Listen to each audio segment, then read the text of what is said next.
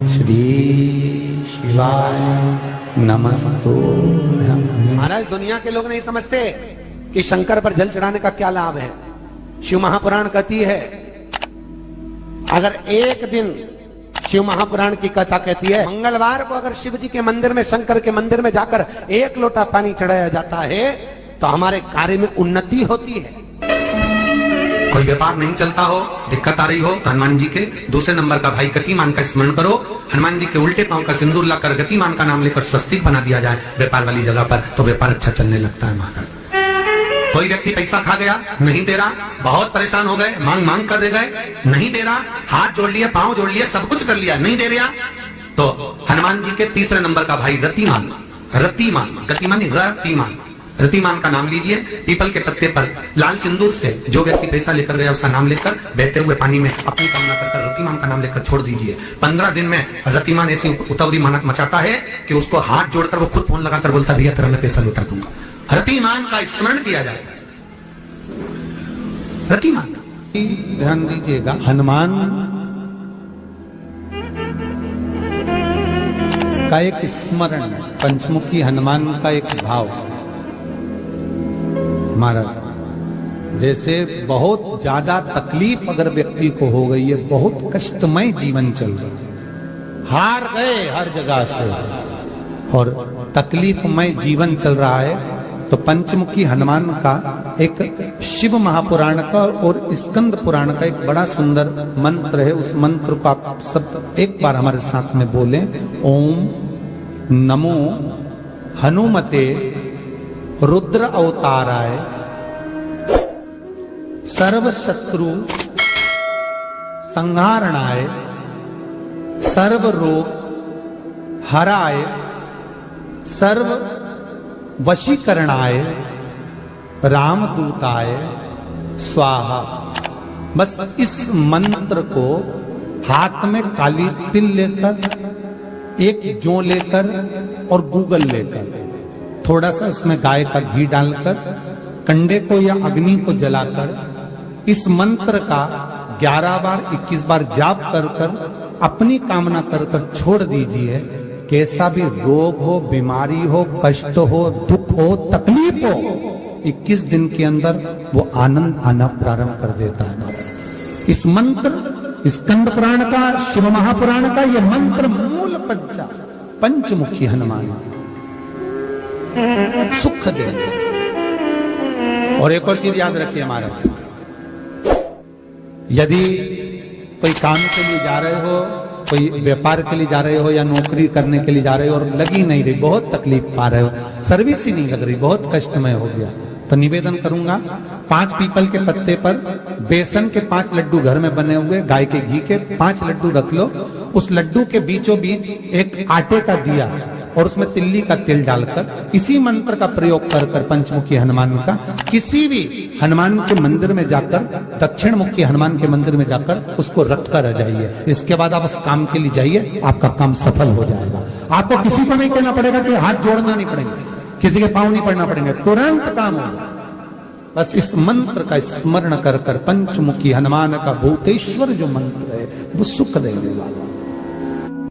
पूरे घर में वास्तु के हिसाब से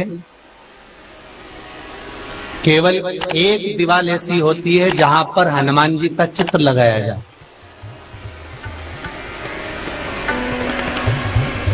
चाहे तुम पर्वत उठाने वाला चित्र लगाओ हनुमान जी का, चाहे बैठे हुए लगाओ, चाहे रामायण पढ़ने वाला लगाओ, चाहे लंका दहन करने वाला लगाओ, चाहे राम नाम जपने वाला लगाओ, चाहे लक्ष्मण को संजीवनी देने वाला लगाओ, चाहे मौन मुद्रा में लगा दो, चाहे स्तुति में लगा दो, चाहे भजन में लगा दो। हनुमान जी का कोई भी चित्र लगता है तो ना पूरब में लगेगा, ना पश्चिम में लगेगा, ना दक्षिण में लगेगा। हनुमान जी का अगर चित्र लगता है तो उत्तर की दीवार में दक्षिण को देखते हुए लगता है, केवल एक ही स्थान।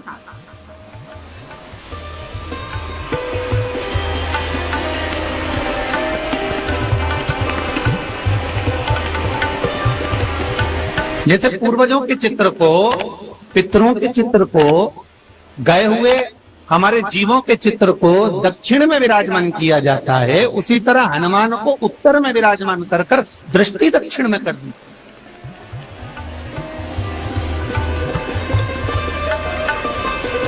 घर में हनुमान जी के जितने फोटो होते हैं उसको केवल दक्षिण दिशा में लगा, वो उत्तर दिशा में लगा बिठाते थे, और दक्षिण की ओर उनकी दृष्टि होना चाहिए, दक्षिण की ओर उनका मुख होना चाहिए। क्यों?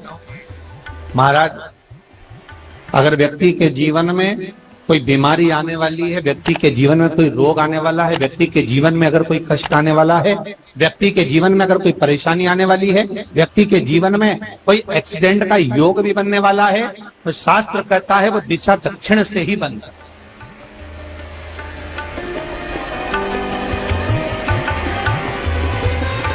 ये दक्षिण जो दिशा है ये यम की दिशा। यहाँ संपूर्ण परिवार के साथ यमराज अपने आनंद में निवास करते। और जब हमारे घर में, हम ये नहीं कह रहे कि आप हनुमान जी का फोटो लगाओ, हम ये भी नहीं कह रहे, आपके घर में हो और आपने अगर विराजमान कर रखा है किसी दिशा में, तो हमारा तो निवेदन रहेगा, अभी तक आपने अगर जैसा रखा, पर एक बार दिशा बदल कर देखना कि रोग, बीमारी, कष्ट, दुख, तकलीफ में आपको लाभ मिला कि ना। हनुमान जी ने केवल दक्षिण दिशा की ओर अगर मुख कर हमने विराजमान कर दिया, फोटो ही विराजित किया। हम ये नहीं कहेंगे आपसे कि आप बाजार से फोटो खरीद के लाओ फिर लगाओ, नहीं, आपके घर में हो तो आप लगा दें, आपके घर में हो तो विराजमान।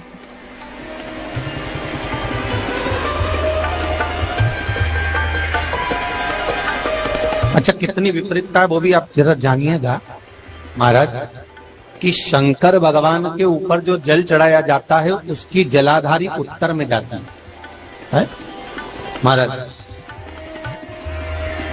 भगवान शिव का जो जल जा रहा है वो उत्तर की ओर जा, और हनुमान जी को उत्तर में विराजमान कर मुख दक्षिण की ओर कर। क्यों? प्रबल दिशाओं में उत्तर और दक्षिण महाराज, ये जो दो दिशाएं, इनको साधने के लिए कोई देवता आगे नहीं। अगर इन दिशाओं को कोई साधने वाला है तो केवल एक देवाधिदेव महादेव ही हो सकता। काल का हरण करने वाला वो महान काल ही हो सकता। शंकर का ही एक अवतार है हनुमान जी महाराज, रुद्र अवतार महाराज। हनुमान जी से कहा तुम दक्षिण की ओर दिशा पर संभालिए, शिव जी कहते हैं मेरा जल जब उत्तर की ओर जाएगा तो इस दिशा को मैं संभाल, चिंता ना करिए। जो स्मरण करने वाला होता है, भजन करने वाला होता है, कीर्तन करने वाला होता है, नाम जाप करने वाला होता है, उसका भी शास्त्र विधान कहता है, उसका भी व्याख्यान वर्णन करता है कि जैसे एक दिशा के रूप में हनुमान जी महाराज को विराजमान कर दक्षिण की दिशा पर हम विजय पर, अर्थात रोग पर, बीमारी पर, कष्ट पर, तकलीफ पर हम विजय प्राप्त कर सकते। ऐसा नहीं कि ऐसा कोई रोग नहीं जिसकी दवा नहीं है, पर जब तक भगवान की कृपा नहीं होगी तब तक कोई औषधि मिल सकती नहीं, कुछ प्राप्त नहीं हो सकता।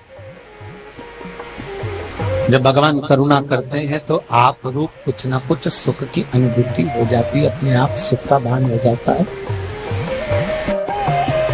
तो जैसे दक्षिण का जो स्वामी तत्व है, दक्षिण पर जो दृष्टि देने वाला श्री हनुमान जी महाराज है, इसलिए हनुमान जी को उत्तर की दीवार पर विराजमान कर उनका मुख दक्षिण की ओर रखा जाता है। वास्तु शास्त्र के हिसाब से, वास्तु नियमों के हिसाब से सारे फोटो कहीं पर भी लगा सकते हो, पर हनुमान जी का अगर फोटो तुम्हारे घर में है, हनुमान जी अगर तुम्हारे घर में विराजमान है, हनुमान जी का चित्र तुम्हारे घर में विराजमान है, तो उसका मुख दक्षिण का होगा, तो रोग, बीमारी, तकलीफ, कष्ट ये सब दूर हटते। कई लोग प्रश्न करते हैं, गुरुजी आप कहते हो कि हनुमान जी महाराज शंकर भगवान का एक अंश स्वरूप है, एक अंश। पूरी शिव महापुराण की कथा को उठाकर देखिए, स्कंद पुराण को, मत्स्य पुराण को, कूर्म पुराण को उठाकर देखिए। एक बाणासुर का चरित्र और एक श्री हनुमान जी महाराज का चरित्र बहुत सुंदर है। शिव का एक अंश माता अंजना के तप साधना से शिव की प्रागट्यता और शंकर भगवान की प्रागट्यता से शंकर का स्वरूप प्रकट है। इसीलिए तो कहते हैं शंकर सुमन केसरी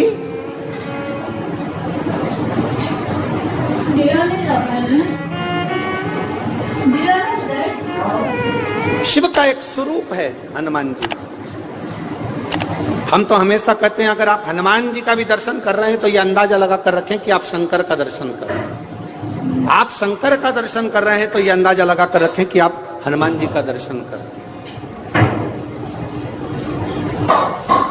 सब एक, कोई भेद नहीं, सब एक, कोई भेद नहीं। देवताओं, आप एक बेलपत्र,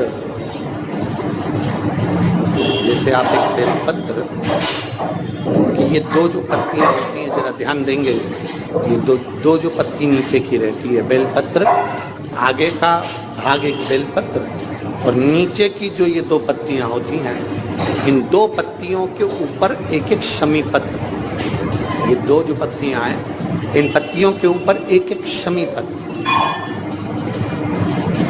और लाल चंदन ये रखकर कितना भी रोगीला व्यक्ति हो, रोग से ग्रसित व्यक्ति हो, जिंदगी में कितना ही दुख पड़ रहा हो, बेलपत्र की ये दोनों पत्ती जिसके ऊपर शमी पत्र रखकर, लाल चंदन रखकर श्री हनुमान जी महाराज और हनुमान जी महाराज के तीसरे नंबर के भाई श्री गतिमान जी। हनुमान जी कितने भाई हैं?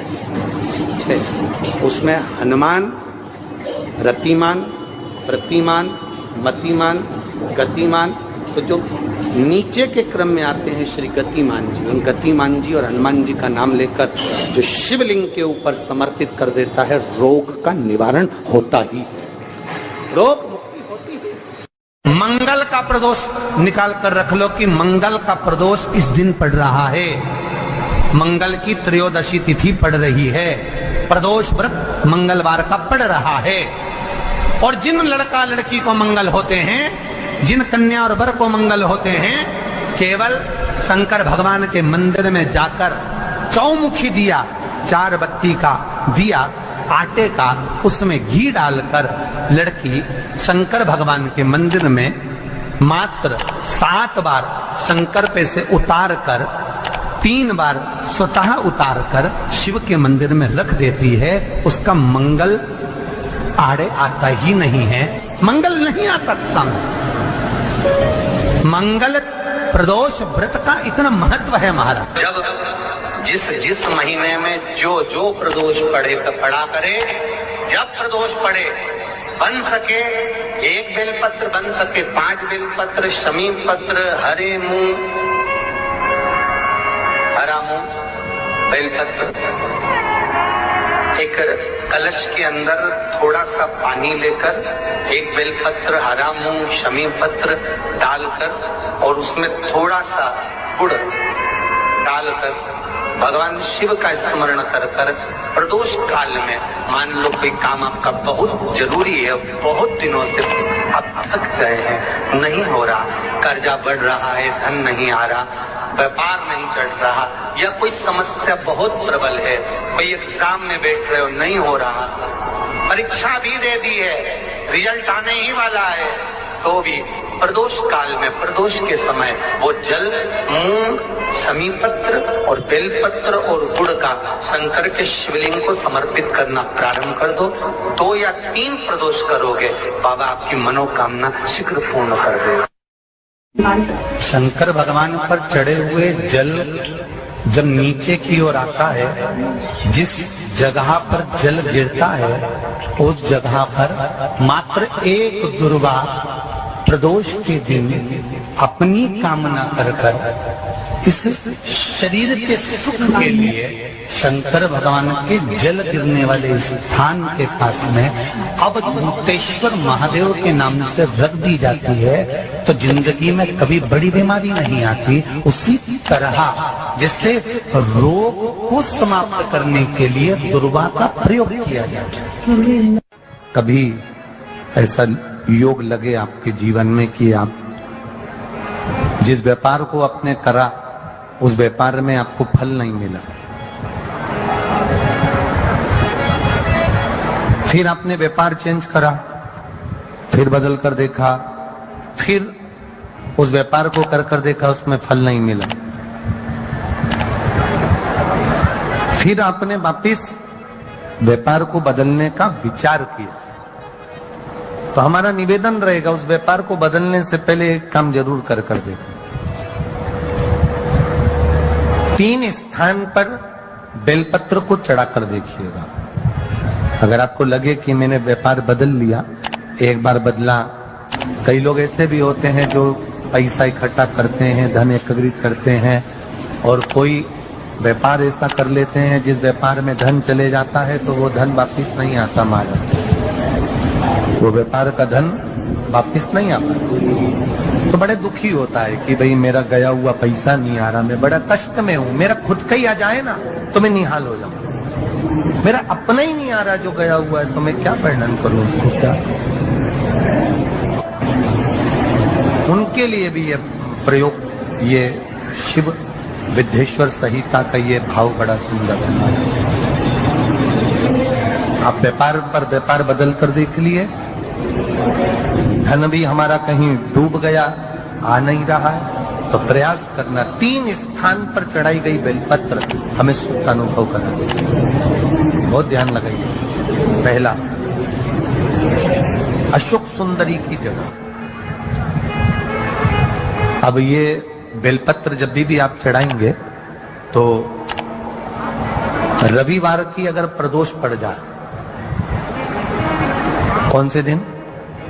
रविवार की प्रदोष के दिन ये प्रयोग अवश्य कर देखिएगा। ज्यादा बार नहीं करना है, केवल एक ही बार करना, बाबा स्वयं कृपा करेगा। अपने मंदिर में, अर्थात अपने घर के पास कोई मंदिर हो, शिवालय हो, देवालय हो, जहां शंकर भगवान विराजमान हो, शिवलिंग हो, ऐसी जगह पर अवश्य करें। हमें कहीं दूर जाकर ये प्रयोग नहीं करना, अपने शिवालय, अपने जो घर के आसपास में शिवालय हो वो। एक बेलपत्र अशोक सुंदरी वाली जगह। अब उसको अशोक सुंदरी की जगह पर भी चढ़ाने का तरीका क्या है?